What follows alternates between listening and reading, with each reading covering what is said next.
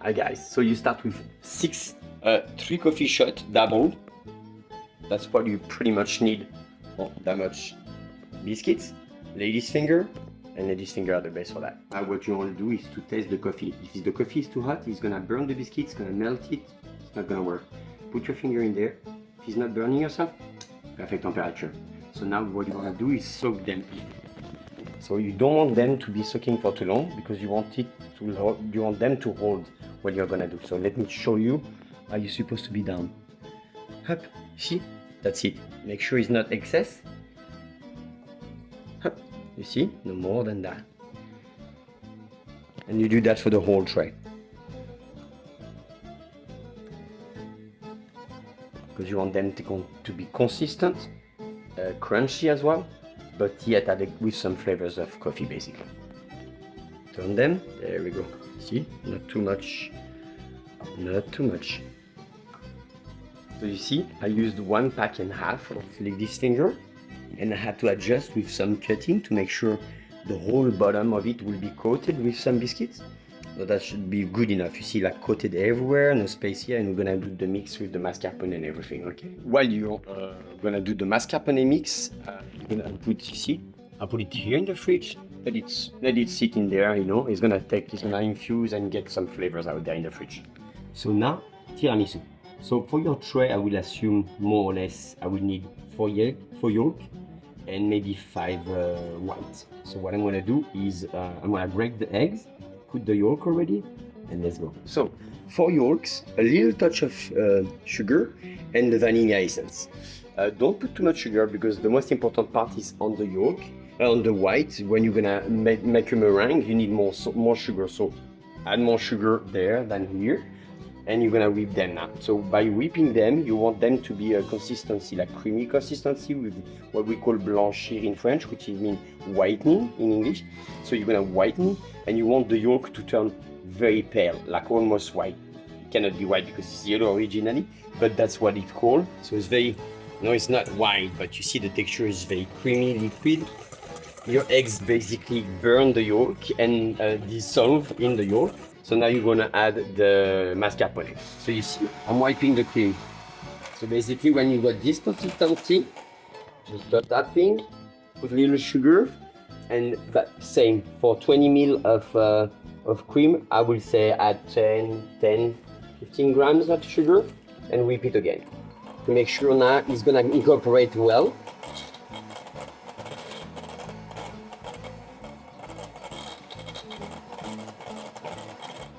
So what you don't want with whipped cream is to over whip it, because if you over whip it, you're gonna obtain butter. So that's perfect. You see, when it's holding on the whisk, that's the right one. So now I'm just gonna taste it. Sweet, but not too much, because we're gonna add way more sugar later on. Okay? Whipped cream. You see, add approximately 3/4 of the 20-25 ml that I did. So you see, now you want to obtain that kind of consistency. So you're almost dripping, but very slowly. So because I add just enough of the whipped cream, you can always add more, but you know you want the white eggs as well to make it light. So I would suggest something like 20 ml, 25 ml of maximum of whipped cream added to your mascarpone, which was originally 250 grams of mascarpone. Okay, 250 grams. Now, try it again. Delicious. Reserve it in the fridge while we're gonna take care of the eggs now. So the secret for a good meringue, and that's a chef's trick, a little fillet of lemon. The acidity of the lemon is gonna help you to get your eggs. So you see, I've really put a little bit. It's called a fillet, which is like literally 4 or 5 drops for approximately 5-6 yolk, white egg. And now we're gonna wipe it. So you start slowly. Here we go. To not splash all over the place, and you add some speed. So you see now, this is when you need to add the sugar. You see, that consistency is perfect to add the sugar.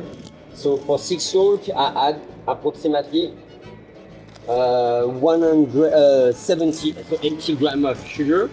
I'm gonna add it all in once, and now you make full speed of your thing. and you're gonna wipe them and what we call serrer, which means the eggs, the white eggs, are gonna become very, very firm. So you see? Make sure you're going in every angle of it.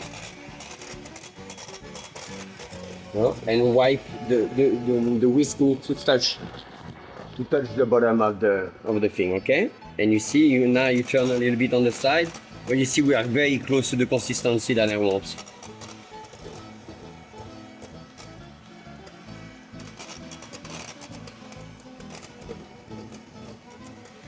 So you see from now, it's very getting thick. You see, like you can tell I have trouble to whisk them.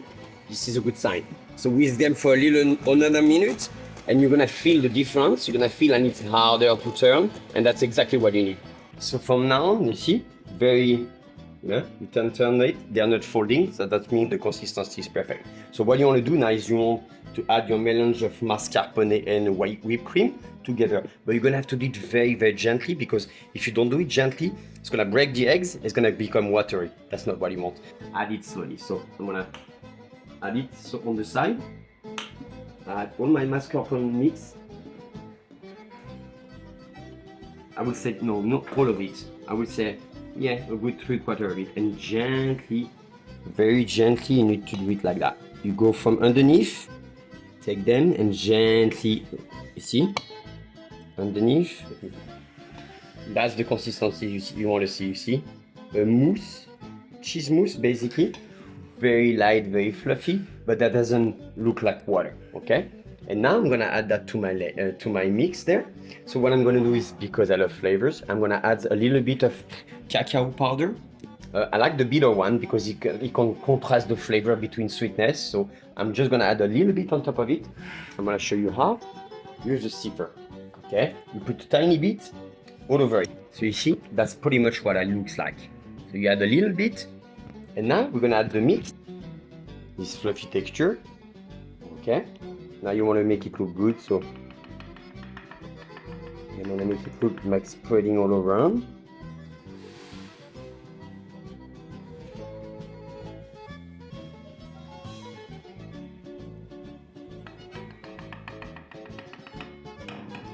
So you wanna tap it a little bit